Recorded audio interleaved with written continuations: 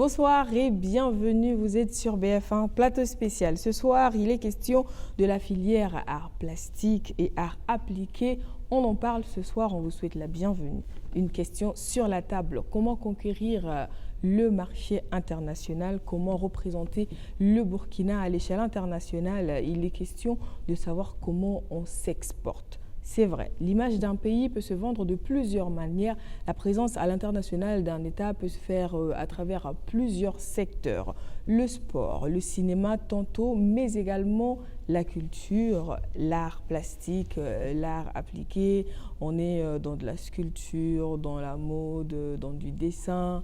On en parle aujourd'hui. Où est-ce qu'on en est? Quel est le positionnement du Burkina? Est-ce qu'on se vend bien à l'international? Que faut-il faire? Est-ce qu'il y a des choses à améliorer? Comment ceux qui sont sortis s'y ont pris? Donc, on a la chance d'avoir sur ce plateau aujourd'hui des personnes qui ont l'expérience et surtout qui sont spécialistes du secteur. On parle avec eux. Ce soir, je ne suis pas la seule femme du plateau.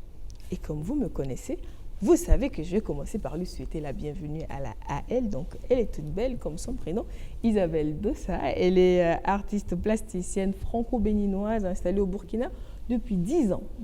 Donc, elle fait de l'art-thérapie, donc elle est art-thérapeute et la fondatrice de l'association Gaïa Faso, dont l'objectif est d'accompagner l'accompagnement psychologique par l'art-thérapie, également professeure d'art plastique à ANCO. Isabelle, bonsoir. Bonsoir.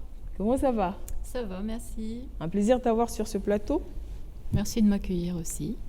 Alors, juste à côté d'Isabelle, nous avons cette fois-ci l'ambassadeur du Faso Damphani à travers le monde. Il s'agit de Monsieur François Ameogo, plus connu sous le nom de la marque François Ier. Il est fabricant de mode. Il est à la tête d'une grande chaîne qui accompagne depuis l'étape de réflexion, conception, production, distribution de matières à base de Faso Damphani, de coton biologique cultivé au Burkina Faso. Bienvenue sur ce plateau, bonsoir. Bonsoir. J'espère qu'il m'a ramené du chocolat de son dernier voyage. Oh oui, bon. J'espère bien. On va essayer. En fait, il y a des choses qu'il faut réclamer à la télé, comme ça en général. Ça fout une pression aux yeux du monde. Oui. Et on est obligé d'honorer les engagements. C'est un plaisir. Merci. Alors, après l'art plastique, après la mode et le design, voilà, il faut bien préciser les choses. On va être toujours, cette fois-ci, avec une autre forme d'art. Soumaïla Kanla, donc il est passionné par les arbres et l'art sous toutes ses formes. Il s'est formé au métier d'ébéniste en France avant de revenir s'installer au pays, spécifiquement à Fadangouman, avec son épouse Marie. Donc, ils ont cofondé Calan Expo. Donc, une ambition pour eux, c'est de préserver l'environnement et également d'exporter l'art et le savoir-faire burkinabé à travers le monde. Ils ont créé une pépinière et la particularité de Calan Expo, c'est de travailler le bois mort. Bonsoir. Bonsoir. Bienvenue. Ce n'est plus Calan Expo, c'est devenu Cala. C'est devenu Calan tout court. Depuis quelques temps. Depuis quelques temps. D'accord. Voilà, bonsoir, Ok. bonsoir. Merci pour la précision. Bonsoir et bienvenue. Donc, ébéniste. Et ensuite, un Samo qui n'est plus à présenter au pays des hommes intègres, c'est ce monsieur-là. Et on a la chance de l'avoir sur ce plateau, car oui, c'est un grand nom. Il a étudié les beaux-arts en Côte d'Ivoire, créateur du symposium des sculpteurs de Lango, Burkina Faso. Il est également le commissaire du symposium de Ben Amira en Mauritanie, sculpteur de son état. Sirikiki, bonsoir. Bonsoir. Comment vous allez? Mais assez bien. Le Samo le plus insaisissable du Burkina, c'est dur de vous avoir. Non, c'est pas vrai, je suis toujours là. Bon, ça fait plaisir de vous avoir tous sur ce plateau pour un sujet quand même, on va le dire, qui vous concerne, mais nous concerne tous. Donc la stratégie de la conquête du marché international par les opérateurs de la filière art plastique et art appliqué. Dans un premier temps, où est-ce qu'on en est depuis le Burkina vis-à-vis du reste du monde? François, quel est le positionnement aujourd'hui de la mode et du design du textile burkinabé à l'échelle mondiale? Le positionnement du Burkina Faso à l'échelle mondiale, bon, je peux dire que le Burkina Faso, c'est une très bonne image à l'échelle internationale par rapport à la qualité du coton, par rapport au design, par rapport à tout le sérieux du Burkina Faso même déjà. Mais les produits burkinabés sont pas encore, n'arrivent pas encore à se vendre comme il faut. Parce que c'est de l'éthique et l'éthique demande tout un travail de fond. Parce que ce n'est pas des produits conventionnels, ce n'est pas des produits basiques, c'est des produits créatifs. Et ce qui est créatif demande un travail de fond. Voilà. Alors, travail créatif qui est également fait partie de l'exigence de son métier d'ébéniste, quand même travailler le bois mort sans forcément le dénaturer, c'est un choix quand même. Est-ce que c'est contraignant ou c'est plus facile de travailler sur du bois mort? Bon, dans le métier d'ébéniste, on va plus privilégier du bois qui a été abattu frais et qui a été séché dans les normes. Donc, du coup, avec un certain taux d'humidité. Donc, c'est vraiment plus compliqué d'utiliser du bois naturellement sec. Parce que déjà ici, nous, on a l'avantage d'avoir du bois très dur. Et en plus d'utiliser mort, c'est encore plus dur. Donc, du coup, à sculpter à la main, moi, je sculptais bien avant à l'herminette. Et voilà, je commençais quand même à sentir plein de difficultés à faire la chaîne. Mais pourquoi un tel choix si compliqué? Le choix est tout simple. C'est que pour un pays comme le Burkina, moi je ne conçois pas qu'on utilise des arbres verts, qu'on abatte. C'est qu'on doit faire. On ne peut pas se payer le luxe d'abattre les arbres. D'abattre nos arbres parce qu'on veut du bois. Donc il faut juste récupérer ce que la nature nous donne. Et voilà, parce que déjà, sans qu'on cherche à abattre les arbres pour faire du bois, il y en a déjà des centaines et des centaines qui sont abattus tous les jours par ignorance ou... Pas besoin d'en rajouter. Voilà, donc il n'y a pas besoin d'en rajouter. D'accord. À l'échelle internationale, comment se porte... est-ce qu'on est une référence d'ébénisterie? Non, on est... Par rapport au bois, nous... On rentre même, on rentre ces nouvelles filières qui arrivent au Burkina. On rentre sur le marché international. On a des belles essences. C'est des produits assez particuliers. C'est des tout petits produits. On ne va pas se permettre de faire des grands volumes. On n'en a pas.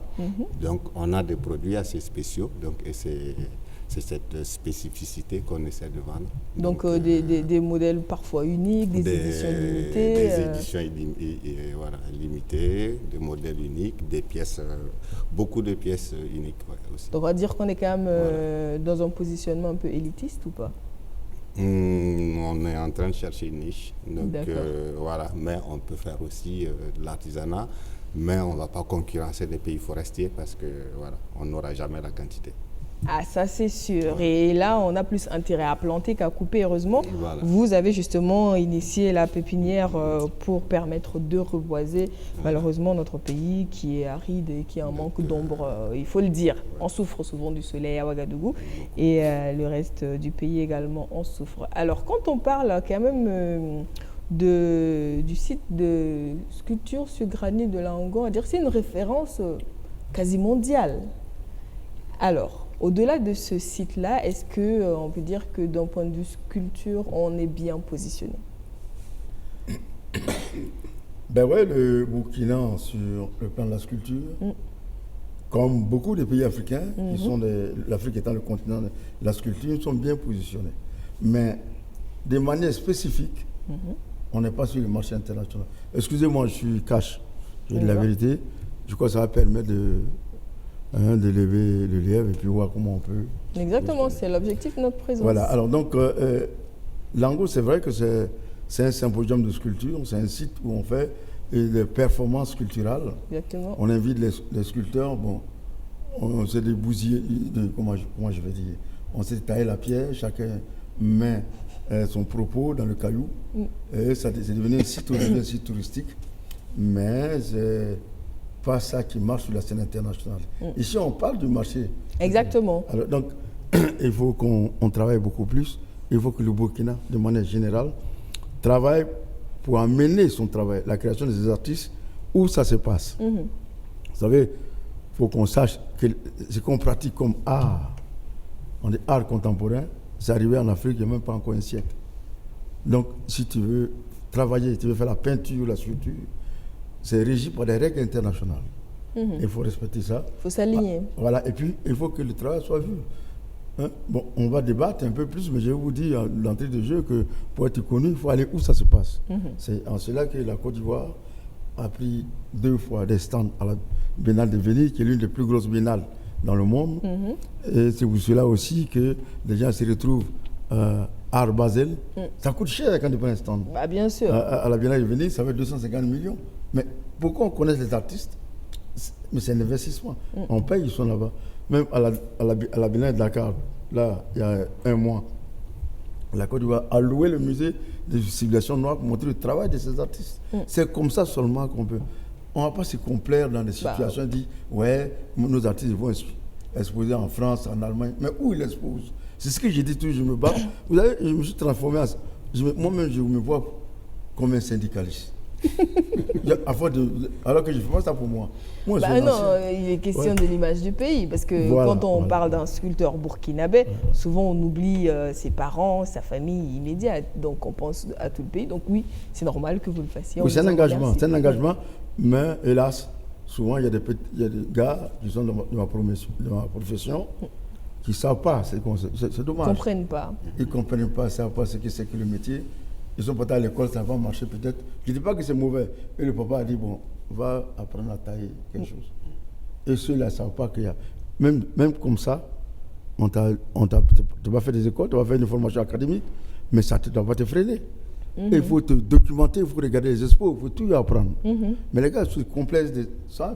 On voit déjà la limite. C'est pour ça que sur la scène internationale, c'est compliqué, mais on va en parler. On va en parler. Isabelle, qui est dans l'art plastique, qui a quand même l'expérience, je pense, du Bénin, de la France, du Burkina. Quand on arrive au Burkina, artiste plasticien, art thérapeute, qu'est-ce qu'on découvre déjà sur le marché local? Est-ce qu'il y a un écosystème qui existe ou pas? On découvre la réalité.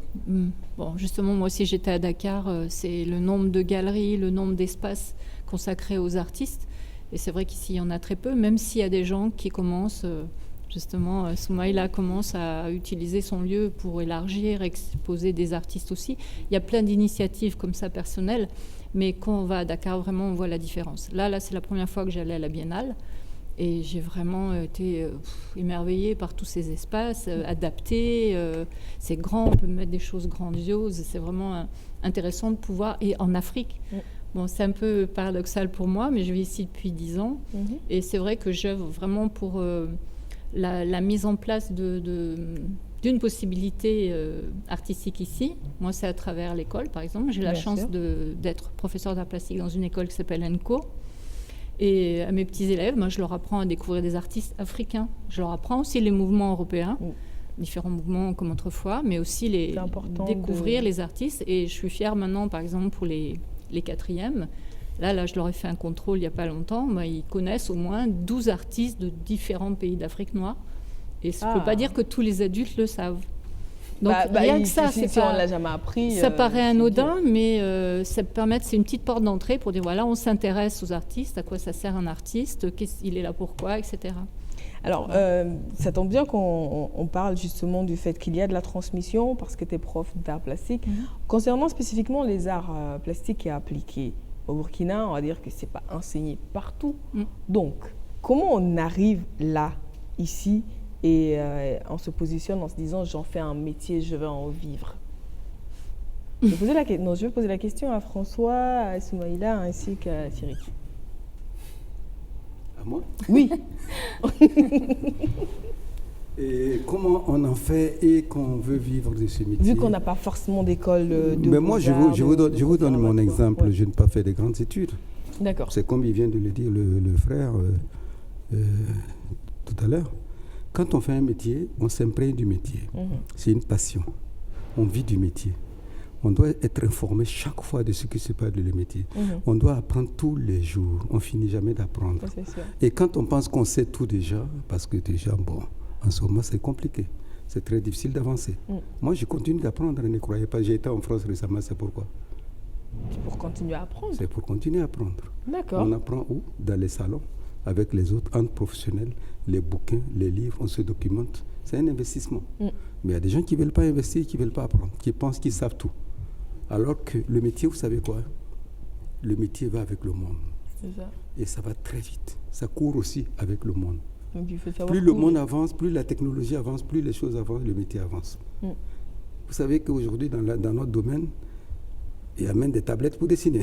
Absolument, oui. OK. Il y a l'économie numérique. Exactement. OK. Il y a la recherche. Bien sûr. Il y a sur le web, on peut tout trouver. Oui. Il y a le marketing. Oui. Donc, celui qui est assis, qui sait monter un vêtement, qui croit qu'il est le meilleur monteur du monde, il a complètement planté. Dans les années à venir, il serait comme un illettré qui est assis. L'erreur, c'est de penser que l'on sait déjà tout. Voilà. Il faut toujours apprendre. Tous les jours, on apprend. J'ai envie de retourner à la même question à Soumaïla. Il faut toujours apprendre, certes, mais quand même, on va dire, un artiste, à un moment donné, a un coup de main, comme on le dit, coup de maître, on a le réflexe. Bon, à un moment donné, quand même, on a sa touche qui est là, qui indique que c'est nous qui l'avons fait. Donc, il y a des moments quand même où on peut se dire, oui, j'ai atteint un niveau où le monde a intérêt à savoir que je suis là. Je ne pense pas qu'on atteint encore ce niveau. C'est le monde qui décide de venir vers nous. Je crois que c'est ce qu'on appelle. Que par le travail. Pardon. Vas-y. Il y a une émission. Vas-y. Tu as venu. Alors, c'est ce qu'on appelle le style. Quand tu travailles jusqu'à un certain moment, tu imposes une démarche qui a été acceptée. En amont, tu fais un travail qui est accepté par le monde de l'art, par exemple. Ouais. Et là, tu as ton style. Ouais. Quand tu fais une œuvre, tu n'as pas besoin de signer, on sait que c'est toi, tu as une signature, tu as fait du travail. C'est toute la somme de ce travail-là que tu payes et qu'on te rend à la fin, si tu as bien travaillé, bien entendu, Bien sûr. à la fin de ton parcours artistique, à la fin de ta vie, quand tu t'approches. C'est ça aussi. Mais ce n'est pas toujours vrai parce qu'il y a des jeunes qui montent aujourd'hui. J'ai vu, j'étais avec Aboudia, des jeunes Ivoiriens à Dakar, qui a commencé, qui était un de mes petits aussi, qui aujourd'hui, ils vendent des œuvres à 300 millions, les gars, c'est 300 millions. Je dis, mais c'est rien, mais il y en a qui vendent beaucoup. C'est pas médiatisé. Mais il y a aussi le star system dans les arts plastiques. Il était à la Biennale de Dakar, il est venu en jet privé. On était ensemble, je dis, mais c'est comment mon petit? Il dit, non, je suis là pour l'expo, le vernissage, je vais en Espagne demain. Je dis, mais comment tu fais? Il y a un jet privé. Après, il m'envoie les photos, il lâche dans le jet, il coupe comme ça. Il y a ça aussi, le star system. Ok. Voilà. Donc, Qui permet de faire quoi? Spéculer sur le prix du travail? C'est la spéculation, les arts plastiques. Bien sûr. Aujourd'hui, vous allez dans les ventes aux enchères, il y a des gens qui marchent beaucoup plus que d'autres. Oui, Hein? bien sûr. Les gars qui ont une signature, quand on le met, on spécule, c'est une valeur refuge, une œuvre d'art. Il faut qu'on arrive, je suis allé loin, mais pour le cas du Burkina, où les gars ont dit qu'ils n'ont pas une formation académique, il n'y a pas de complexe à avoir, tu n'as pas une formation académique, mais tu peux te former toi-même. On a vu des gens qui sont formés dans les ateliers, par exemple. Oui, Dans les ateliers avec des maîtres, mais c'est une école. bien sûr. Si tu es assidu, tu es avec un maître, c'est une école, tu apprends aussi. Il n'y a pas de complexe à avoir. Mais si, à un moment donné, voilà, ceux qui ont fait, tu avais une formation académique, je sais de quoi je parle. Mais bon, Les jeunes diront que ça, c'est un statut visé.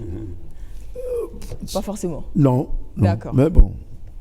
Alors, on a parlé tantôt du style, on a parlé tantôt de se vendre à l'international, parce que le sujet de cette émission, c'est justement ça, les stratégies pour conquérir le marché international. Tantôt, François Ier l'a dit, internationalement, on a une belle réputation, bonne qualité, bon coup de crayon, mais les produits ont du mal à se vendre, spécifiquement pour ce qui concerne la mode et le design. Oui. Mais pour ce qui est... Oui.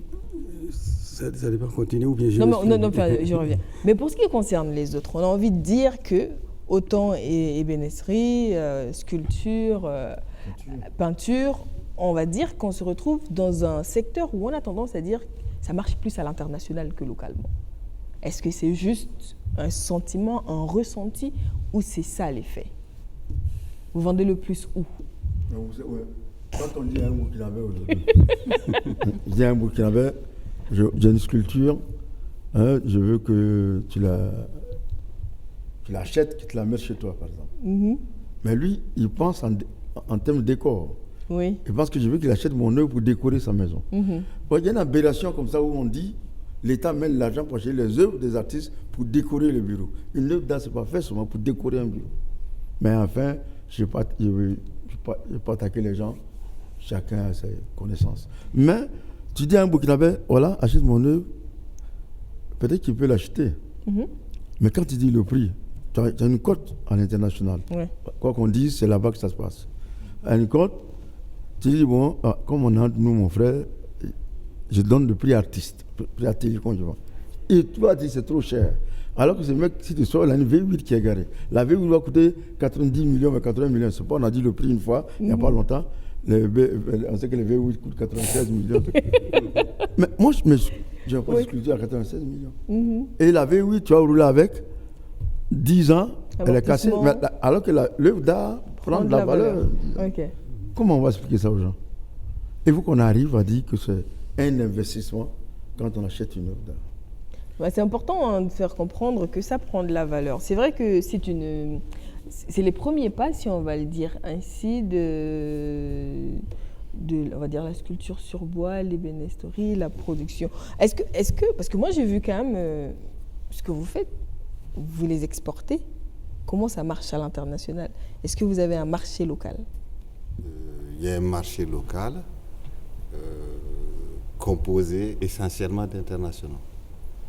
Est-ce que c'est un marché local dans ces conditions? Est-ce que ça peut s'appeler un marché local? Le marché international, on utilise d'autres voies pour atteindre. C'est pour dire que le marché local, voilà, on a encore à faire. Donc voilà, on a du mal à rassembler voilà, nos frères autour de notre travail. Ils vont venir apprécier ou ils vont venir faire un acte de présence, mais on n'a pas, moi je trouve que c'est l'intérêt qui manque en fait. D'accord.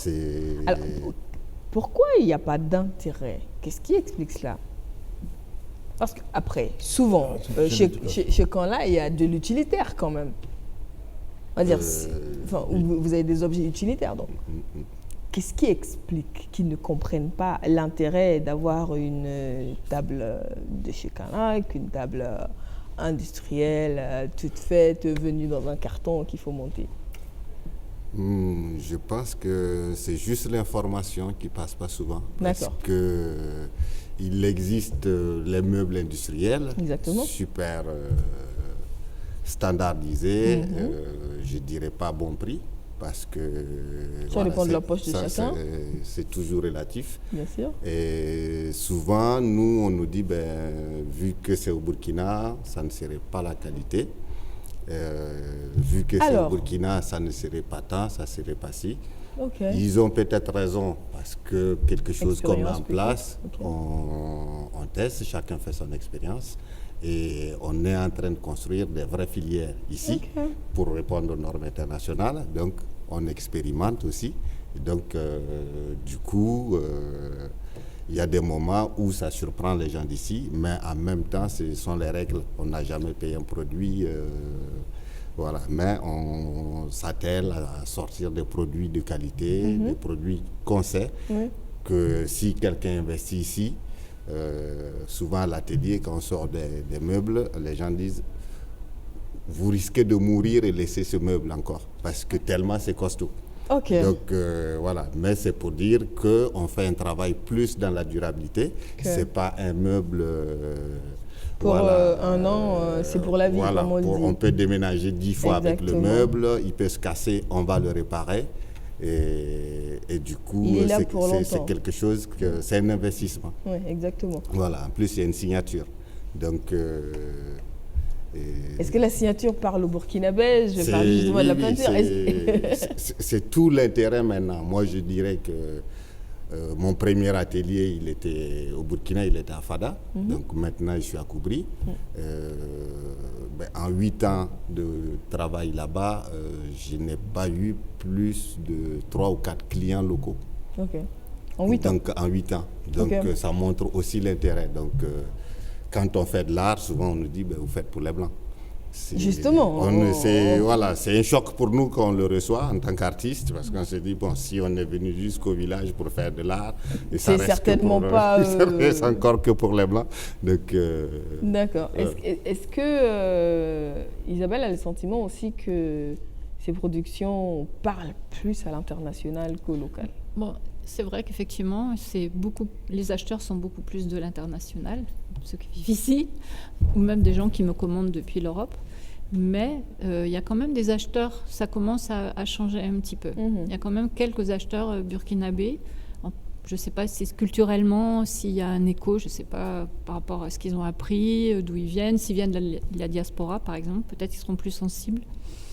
Mais j'en reviens à Dakar. Là, à Dakar, j'ai vendu des œuvres à des gens de là-bas. C'est pas de l'international. C'est des Dakarois, voilà. C'est des Sénégalais principalement qui les ont achetés. Donc voilà, on peut se poser la question, comme disait Kissiriki, qu'est-ce qu'il faudrait faire? C'est pour ça, moi, je m'attaque vraiment aux enfants, parce que je me dis c'est les enfants qu'il faut habituer à avoir un langage, savoir à quoi ça sert. Les grandissent avec ça. Oui. D'accord. Par exemple, dans ma classe, j'avais invité Ahmed Ouattara, le designer. Puis il est resté 2 heures à les captiver. En plus, il a un don avec les enfants remarquable. Et à la fin, je leur ai posé la question, mais quel genre de meubles vous avez à la maison? Ils ont tous répondu, tous. Il y a des classes de 28, 29 élèves. Et ben, c'était quoi? Ça vient de Dubaï ou de Chine? Ou il n'y avait pas un qui avait un meuble fait ici. Et par un designer. Parce qu'en fait, il a tantôt parlé du cliché de la croyance selon laquelle, si c'est fait ici... Ouais. Bon, enfin, quand on voit la réelle qualité de certains meubles qui viennent de Dubaï... On peut se poser la question. Moi, évidemment, ce n'est pas les mêmes catégories de prix, mais je préférais avoir un meuble de Soumaïla qu'un truc qui vient de Madinchina, quoi. Il n'y a pas photo. Parce qu'on l'a pour longtemps. Moi, je sais que chez mes parents, il y a des meubles qui sont plus vieux que moi qui sont encore là. Oui. Alors qu'il y a des meubles qu'on achèterait dernièrement qui n'ont pas 6 mois de durée de vie. Donc, il faut savoir dans quoi on veut investir. Voilà. Alors, ce tour de table me permet d'en venir à la question spécifique de la mode. J'ai l'impression que pour les 3 secteurs que l'on a touchés jusque-là, on est plus vendable, représenté à l'international que l'art vestimentaire, que le design de mode. Est-ce que c'est juste un a priori ou c'est ça et pourquoi? C'est ça, parce que l'art vestimentaire, d'abord, on a bénéficié d'une promotion énorme par le régime passé du grand chef d'avant. Et tous les pays, avec la vision de Thomas Sankara, se sont tous mis portés du Made in Burkina, le Faso d'Anfani, qui fait que ça boostait vraiment le secteur. Et le secteur a apporté beaucoup avec la jeunesse qui se sont mis, beaucoup de créativité, beaucoup de recherche. Même la qualité a beaucoup amélioré, qui fait que le marché local même, il y a eu un boom. Hein. Exactement. Voilà, moi quand j'ai vu ce projet, j'ai visé beaucoup l'international, mais je me suis retrouvé avec 70% de mon chiffre d'affaires dans le local, parce que l'international, il y avait des soucis avec tout ce que vous savez. Donc, et aujourd'hui, c'est un domaine qui est là maintenant, mais comment maintenant s'organiser, comment avoir des ingrédients pour ouvrir le marché vers l'international. C'est la question que je pose. Voilà, comment le faire?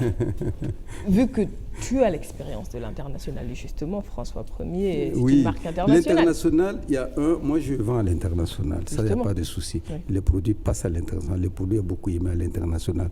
Mais seulement la démarche à l'international, c'est comme il a dit le vrai, ça n'a complètement rien à voir avec ici. L'international, dans mon domaine, il y a plusieurs segments du marché. Il y a le marché boutique, il y a le marché hypermarché, il y a le marché foire, il y a le marché salon. Donc, il y a plusieurs marchés. Donc, ça dépend. Ça demande un investissement. D'accord. Et l'investissement, c'est quoi? Il faut avoir de la qualité. D'abord, être sérieux, être bien structuré et maintenant aller en équipe dans un salon. C'est dans le salon qu'on repère que les donneurs d'ordre et tout le monde vient se référencer dans les salons. Dans les salons, on vient pour voir quels sont les nouveaux produits, quelles sont les nouvelles matières, quelles sont les nouvelles tendances, quel est le jeune créateur. Ils viennent faire la recherche au moins dans les salons.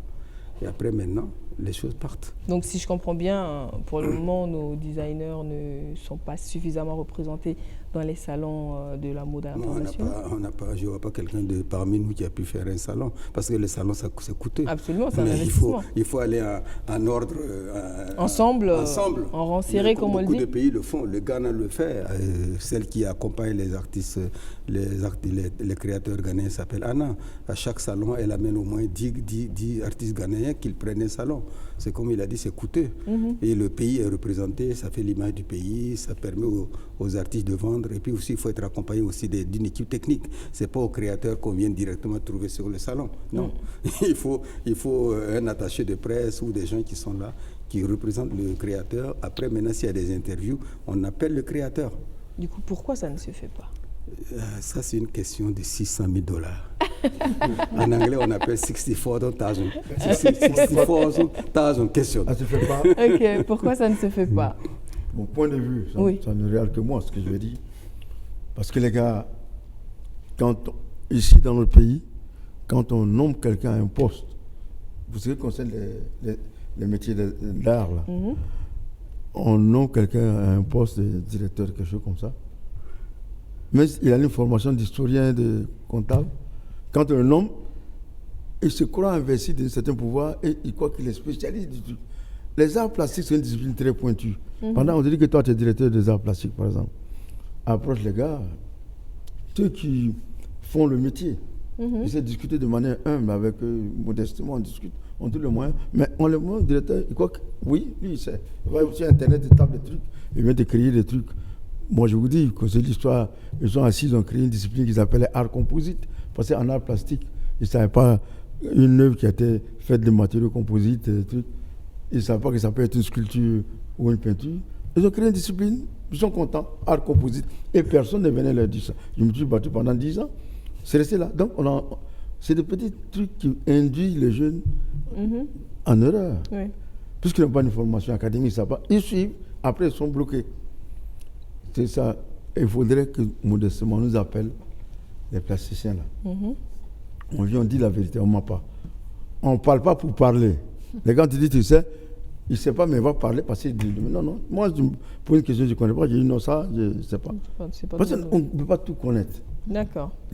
Donc, notre problème, c'est ça. Elle est située à ce niveau-là. Quand on dit, écoutez les gars, il faut faire une manifestation pour faire connaître le boulot. Faut pas aller appeler. Moi, je n'ai pas appelé mon ami, par exemple. Si j'ai la chance dans ce métier d'avoir des amis qui sont bons, je les appelle, mais même si mon fils n'est pas bon, je ne le prendrai pas. On me connaît pour ça. D'accord. Donc, c'est comment qu'il faut faire pour faire sortir notre métier de cette, je n'ai pas dit merde, de ça. Bon, on ne l'a pas entendu aussi, effectivement. Donc, je peux ajouter quelque chose. Oui. Mais vous m'avez posé la question, pourquoi ça se fait? C'est ça. C'est une volonté politique. D'accord. C'est tout. Si on, comme il vient de dire, si vraiment on veut travailler et qu'on veut aller, on a des compétences dans le pays. C'est de composer, de toujours pousser la réflexion avec les gens compétents. Mais si on veut fabriquer des compétences, ça ne va pas. Si on travaille avec des gens compétents qui vont apporter la réflexion, il n'y a pas de raison qu'on n'y va pas. Alors, mais on va dire une question de volonté politique, d'accord, mais les artistes eux-mêmes, à un moment donné, quand on se rend compte que très apparemment rien ne sera fait, ou en tout cas ça traîne avant d'arriver, est-ce qu'il y a une solution qui peut être mise en œuvre par les artistes plasticiens et pour s'assurer de pouvoir sortir, par exemple, de s'exporter, de conquérir le marché? Parce que de toutes les façons, si ça marche à l'international, il y a de fortes chances, je ne dis pas que c'est une règle d'or, mais il y a de fortes chances que ça écho à l'interne et peut-être que ça pousse des décisions. Est-ce que les artistes... Il n'y a aucun pays au monde où les artistes se lèvent eux-mêmes, ils font sans la volonté, sans être accompagnés par les politiques. Que soit la France, les États-Unis, partout, vous avez l'art plastique, l'art appliqué, vous avez tous ces gens-là derrière, parce que c'est des ambassadeurs du pays. Absolument. 2, c'est des gens économiquement qui vont générer des devises. Et 3, c'est l'image du pays qui ventile avec la personne. Okay. Donc, il n'y a pas de raison qu'il n'y a pas d'accompagnement, il n'y a pas de gens, on les aide à structurer et on les aide quand même à conquérir le marché. C'est comme ça. quand vous regardez les chefs d'État européens qui voyagent dans l'avion, il y a des artistes qui sont souvent avec les chefs d'État. Okay. Ah oui, quand ils arrivent, c'est le pays, ils représentent le pays, c'est des ambassadeurs. Ah, vous croyez qu'il ne peut pas, l'artiste lui seul, il ne peut pas. Et puis on fait un amalgame ici, dans notre pays. Les gars s'amusent d'accord. On se bat pour que ce soit de l'art, pour faire de la création artistique, pour faire des œuvres de l'esprit. C'est ça? Mais on fait et là, pendant que le chef d'État voyage, par exemple, comme il a dit, je prends un mot, on va acheter des œuvres d'artisanat que le président va remettre. Et là, même la présidence, quand on voit des œuvres, c'est des œuvres. Mais je ne dénigre pas l'artisanat. Sa vie, ça est là. Mais quand on veut pousser ces artistes, ceux qui font des œuvres de l'esprit, c'est un autre volet. Alors, quand on veut promouvoir l'artisanat, mais les gars, quand ils viennent, ils disent, bon, dans ce pays-là, il n'y a que ça. Ça, nous, on est mal placés au Burkina. Vous savez, les gars disent que le Burkina, c'est un pays du cinéma. C'est un pays de cinéma. Donc, quand on parle de cinéma, de l'autre côté, cinéma, Burkina, quand on parle d'art plasticien, on dit non, plasticien. C'est pas un pays de plasticiens. Non, c'est un pays de cinéma, bon. Ouais. Les gars, c'est des feignants. Ils ne veulent pas cinéma. Le Sénégal, art plastique. Je crois que le Bénin, c'est quoi, théâtre ou quoi. La Côte d'Ivoire, c'est la danse. Donc, en fait, chaque pays a une spécificité artistique. C'est cela. Mais je dis ça comme ça. Je ne dis pas que c'est figé, hein, mais de me causer avec les gens. Quand même, mais il y a des artistes qui sortent du lot, de jeunes gens, de jeunes artistes qui font les petits chemins, qui vont exposer. C'est le travail qui compte de toutes les manières. Ils sortent, mais de manière globale, on ne va pas dire que le Burkina est sur la scène internationale pour les plasticiens. D'accord, mais du coup, c'est vrai, au-delà de la volonté politique, des grandes décisions qu'il faut faire pour en arriver là, est-ce qu'aujourd'hui, on peut dire qu'il y a autre chose qui est fait déjà, rien que pour que les artistes eux-mêmes puissent être repérés à l'international? Parce qu'à défaut d'être accompagnés comme il se doit, peut-être que de l'international, on peut attirer un regard. Est-ce que ça, c'est une option? Oui? Oui, vas-y. Aujourd'hui, en fait, les artistes ont quand même pas mal d'outils. Comme le grand frère le disait tout à l'heure, il faut apprendre. Donc, et il y a plein d'outils dans les 10 dernières années qui sont venus s'ajouter à notre métier d'artistes chacun de son côté. Et c'est des outils qui nous permettent d'avancer dans la recherche, mais aussi d'avancer dans la diffusion. Parce que une entreprise aujourd'hui qui construit un site internet, c'est comme s'il avait loti une parcelle quelque part que le monde entier va voir. Donc, à condition que ça vive, qu'il booste, qu'il référence ces sites-là pour que ça soit vu. Et maintenant passer par d'autres astuces. Donc il y a énormément les réseaux sociaux où des gens qu'on ne connaissait pas, ils apparaissent et ils existent parce que ils sont passés de nulle part à quelque part, parce que ils ont dépassé un peu tous les codes, parce que ils sont pas restés dans la voie standard.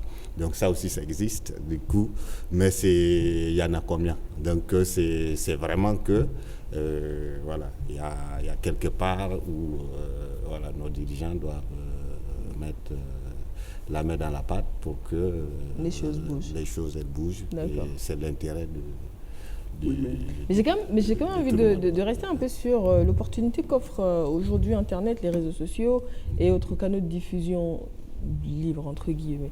Est-ce que Isabelle, par exemple, est sur les réseaux sociaux? Est-ce qu'elle montre ce qu'elle fait, autant en termes d'art plastique, de dessin que d'art-thérapie? Est-ce que tu as de la visibilité sur les réseaux sociaux? Et ça marche. Et est-ce que ça change dans ton activité ou dans tes ventes au quotidien physiquement? Pas au niveau... le rapport virtuel-physique, est-ce que ça apporte quelque chose de différent? Pas au niveau des ventes, mais au niveau de la visibilité, oui. C'est une carte de visite vivante qui est alimentée à chaque fois par des nouvelles œuvres. Pour en revenir à l'art-thérapie, je suis sur un site. J'ai même pas besoin de faire de publicité. Les gens appellent. C'est tout. Mais sinon, pour l'art, c'est vrai que c'est intéressant d'avoir toutes ces... Instagram, il y a même Facebook, tout se passe par là. Là, il n'y a pas longtemps, j'ai découvert 2 galeries par le biais de Facebook. Alors que je cherchais dans l'annuaire, je ne les trouvais pas. Et là, je les ai trouvées sur Facebook. Maintenant, tout le monde sur Internet, sur les réseaux fonctionne sociaux. avec ça. Et c'est vrai que c'est une nouvelle manière de... Donc après, il faut se protéger aussi notre vie privée, bien savoir faire la part des choses. Au-delà de la vie privée, on parle d'œuvre de l'esprit, on parle de création, de créativité et autres. Est-ce que c'est propice de s'exposer sur les réseaux sociaux quand on fait de l'art? Monsieur Guy? Ah oui, mais il y en a qui font ça. Moi, je suis un ancien, je ne connais pas ça. Hein. Mais bon, j'ai des petits qui font des sites pour moi. Il n'y a pas longtemps, on m'a mis sur Instagram, c'est Instagram, non? Oui, Instagram. On m'a mis dessus. Oui. Il faut dire que je suis feignant, je n'ai pas le temps de regarder ça. C'est pas le travail de l'artiste. Mais il y en a qui font des affaires sur Les affaires se font naturellement sur les réseaux sociaux. Mais ce que je veux dire, je me tourne vers François. Oui. Spécifiquement pour le design de mode, on a souvent les gens qui disent « Ouais, je ne vais pas mettre mes modèles sur Internet, on va me les reproduire, je ne vais pas avoir de l'argent. » Est-ce que ça, c'est pas quand même... comment on fait si on veut se vendre à l'international? On sait que les réseaux sociaux, ça ouvre quand même une fenêtre sur nous pour le reste du monde. Et il y a cette appréhension-là. Vous savez, mon domaine, c'est... Comment vous expliquer ça? Ça a plusieurs volets. Vous savez, normalement, et dans la règle de l'art normal, ça devait être mon attaché de presse qui devait discuter ici. Vous comprenez comment mon travail est organisé? D'accord. Donc, normalement, le site web dans mon travail est que ça doit être géré par une personne. OK. Et deuxièmement, la vente même devait être gérée par des commerciaux et un showroom qui gère. OK. Et le marketing, tout ce qui suit doit être géré. Mais le problème au Burkina Faso, il faut être au four et au moulin, qui fait que l'artiste ne peut pas s'envoler. Comment voulez-vous que vous devez créer un modèle? Vous devez réfléchir sur le tissu, vous devez réfléchir sur le tissage, vous devez réfléchir comment on doit coudre, vous devez réfléchir comment on doit emballer, et vous allez encore réfléchir comment on doit vendre. Non, il faut des gens. Donc on doit être entouré pour qu'on soit à l'international, pour être efficace, qu'on puisse évoluer. Il faut que ce travail soit organisé et qu'il y ait d'autres personnes autour de l'artiste. Ce n'est pas l'artiste qui doit même parler même de lui. D'accord. Donc ça veut dire que mon travail, aujourd'hui, moi j'ai un site web. Okay. C'est géré directement en France. Okay. J'ai des commerciaux que je forme par les universitaires. J'ai d'autres personnes aussi que je forme dans la teinture. Donc mon travail, c'est toute une organisation, toute une chaîne. Et je suis le chef d'orchestre. Donc, si ce n'est pas comme ça, on ne peut pas vendre à l'international. Parce que l'international demande la qualité, demande la précision, demande le sérieux, demande beaucoup de choses. Il y a des règles à respecter. Des règles à respecter, il y a des normes à respecter. Et là-bas, ça ne pardonne pas. Ça passe ou ça casse? Non, ça ne pardonne pas. Vous savez, on n'est pas les seuls. Bah oui. Il y a la queue. Quand vous prenez un rendez-vous avec Galerie Lafayette pour présenter votre collection, quand vous arrivez, vous êtes au moins 40. Et encore, pour avoir le rendez-vous, vous pouvez mettre 6 mois pour avoir le rendez-vous. Et vous arrivez, ils n'ont pas le temps. Donc, il faut présenter de la qualité. Il faut que vous arriviez à les accrocher et pour qu'ils puissent commander. Et quand ils commandent, d'abord, c'est un test. C'est un test. Si ça marche, vous êtes sauvé. Si ça ne marche pas, il faut recommencer le processus. Il faut que vous ayez une équipe. Si vous n'avez pas d'équipe, ça serait... Vous restez petit artisan, excusez-moi. On reste petit artisan. Non, on comprend. Voilà, mais c'est vrai aussi que voilà, on reste petit artisan. Si on veut rester petit artisan, on reste petit artisan. Je veux dire, mais si on veut parler de l'international comme votre oui. émission, il faut une organisation. Une organisation. Il faut des professionnels autour de l'artiste. Ok. Voilà. Maintenant, comment faire pour mettre en place cette organisation? Parce qu'on est d'accord, hein, si l'artiste doit réfléchir à tout, à un moment donné, comment il est artiste? Comment on fait pour structurer la chaîne, par exemple, pour le secteur de la peinture? Un soupir qui en dit long. Non, mais c'est vrai, on est au four au moulin, nous aussi. Hein, c'est pareil. On doit tout gérer et par manque de moyens, il y a plusieurs raisons, il y a plusieurs paramètres. Et on doit essayer de conjuguer jusqu'à un moment donné où on est repéré peut-être par un galeriste ou Comme les grands là-bas. Du coup, là, on confie son sort au hasard ou à la chance? Peut-être pas au hasard, non. Il y a le travail aussi derrière. Si c'était que le hasard, ça serait un peu facile. Parce que c'est vrai que...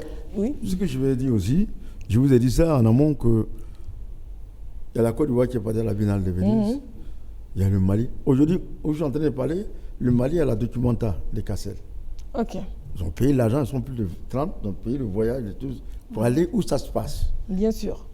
J'étais en communication avant de venir ici avec mon ami Aboulaye, qui est là-bas.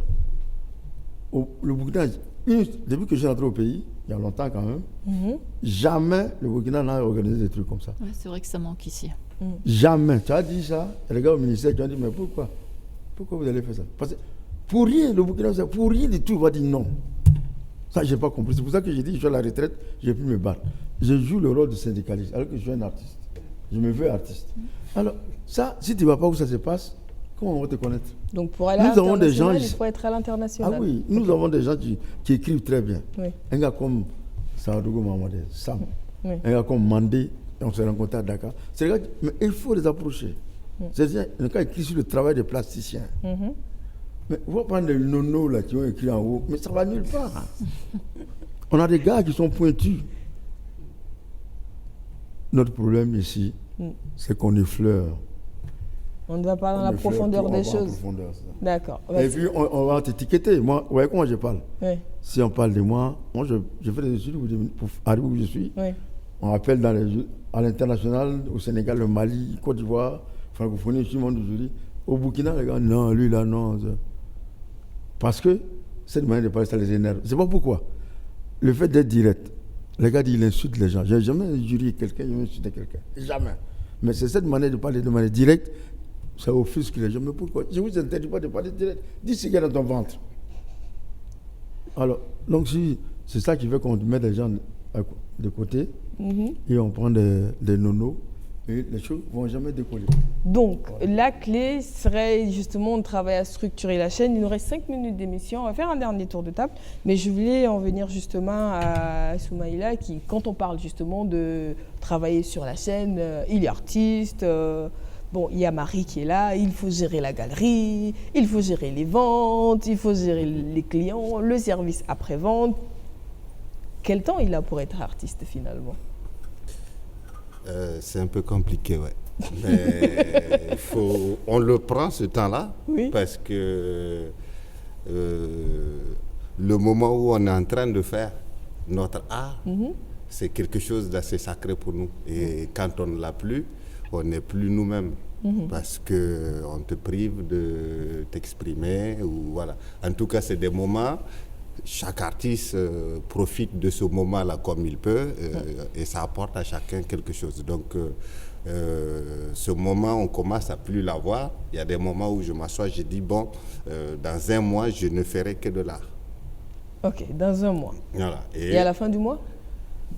Et souvent, je commence parce que bien avant.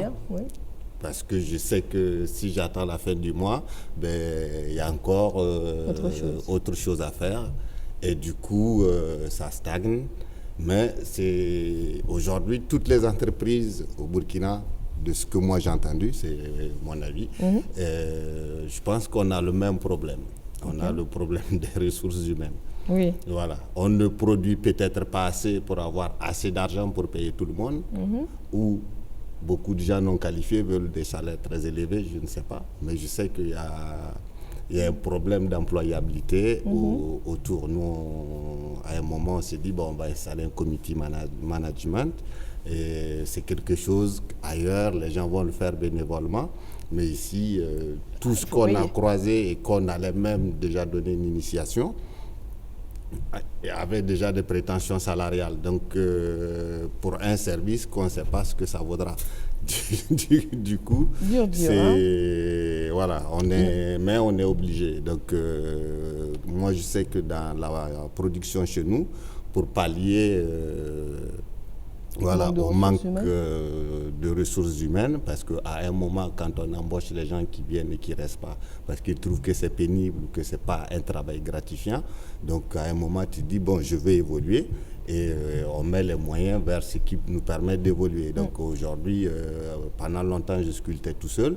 Donc aujourd'hui, j'ai une machine qui m'aide à sculpter. J'aurais bien aimé avoir des cousins ou mes frères qui m'aidaient, qui sculptaient avec moi. Et la machine apparemment est plus d'accord. Donc la machine, on appuie un bouton et puis elle se elle est obligée.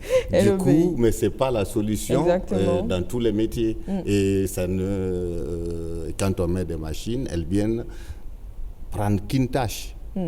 Donc, il y aurait encore tellement de tâches à machiniser ou à trouver des gens. Moi, je dirais plus à trouver des gens parce qu'on ne peut pas tout remplacer par des machines. Exactement. Donc, on a ce problème-là et nous, on s'est lancé comme défi de transformer notre atelier, pas en centre de formation, mais en atelier de production où on intègre des gens qui vont venir entrer dans la production et qui seront en même temps dans le processus d'apprentissage. D'accord. Du coup, mais par le travail. Voilà. Merci beaucoup. Donc, en fait, ça met clairement la lumière sur la complexité de la situation et tout ce qu'il y a à faire en termes de structuration pour que ça fonctionne convenablement. Parce que oui, si on veut aller à l'international, il faut également arriver à répondre à la demande à l'international.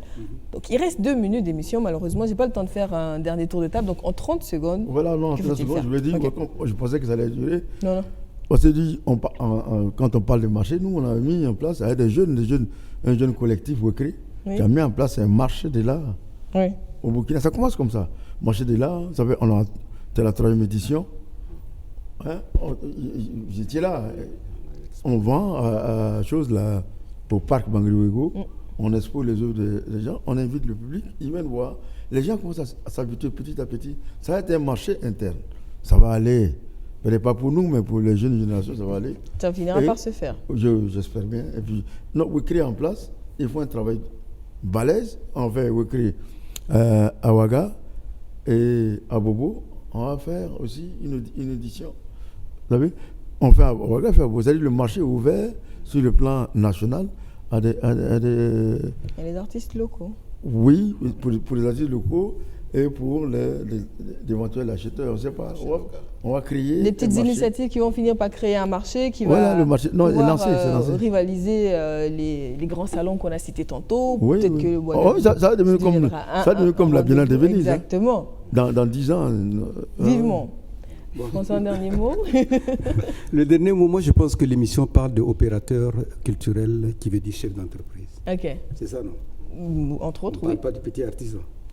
Si le petit artisan aspire un jour à aller à l'international, oui, il est pris en compte. L'international, ça n'a pas. Quand on dit opérateur culturel, ça veut dire que c'est des chefs d'entreprise. Exactement. Des chefs d'entreprise, ça veut dire que c'est des artisans qui sont évolués, qui sont structurés, qui sont capables d'aller à l'international. Alors, en ce moment, c'est comme on a tout dit, il faut une organisation. Il faut répartir les tâches. C'est par l'artisan qui doit vendre. Il faut des gens qui accompagnent le chef d'entreprise. Bien sûr. Voilà, ça devient une entreprise. Il faut que les services fonctionnent. Voilà, ça devient du business. Ok, naturellement. Voilà. Et c'est à là en fait qu'il faut arriver si on veut vraiment conquérir le marché international. Avec une organisation, avec tout un encadrement, avec du personnel de haut niveau. Bien sûr, qualifié, formé convenablement. Et l'artisan, son travail, c'est créer, imaginer et innover.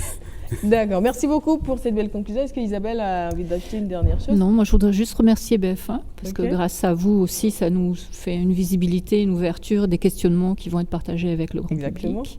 Voilà. D'accord, merci beaucoup. D'accord, merci beaucoup à chacun d'entre vous. Donc, chers téléspectateurs, on espère que vous avez pris plaisir à assister à cet échange-là, parce qu'il est quand même question du savoir-faire local qui se vend à l'international.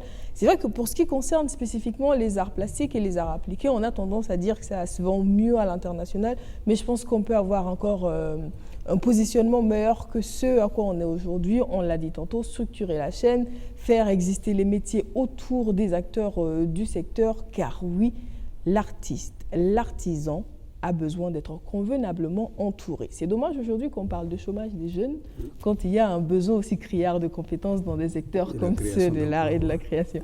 Donc on espère que chacun va mettre sa main à la pâte, mais on n'oublie pas, on a parlé de volonté et de décisions politiques pour faire bouger les lignes et faire en sorte qu'on arrive convenablement à s'internationaliser. On se dit bonne suite de programme en compagnie de BF1.